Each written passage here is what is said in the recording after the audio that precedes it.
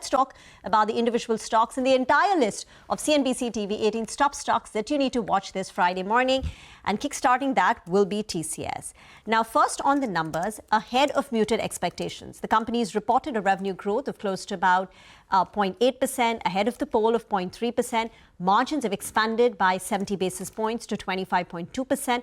At the bottom line, there is a decline of 5%, but that is linked to a one-time severance-related expense. Remember, the company in July had announced they will let go of 12,000 people. Of that, approximately 6,000 people have been let go.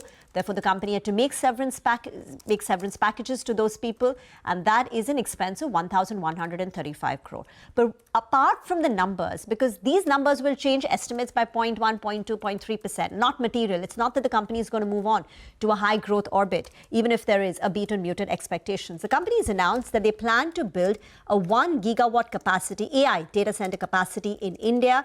And secondly, they've announced an acquisition for about $70 to $73 million. List engage.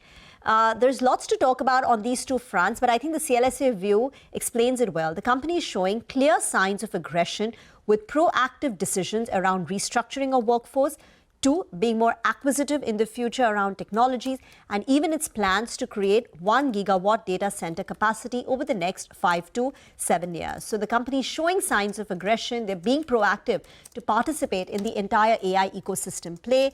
They say, and the broad view is that this data center, there are no immediate synergies except that you get closer to the hyperscalers who will be the clients of the data center. So there's no synergies with IT center, but it can drive growth, but it could be little margin dilutive and it could hurt the return profile ratio or the cash flow profile of the company. So we'll see how they execute that. It's over the next 5 to 7 years.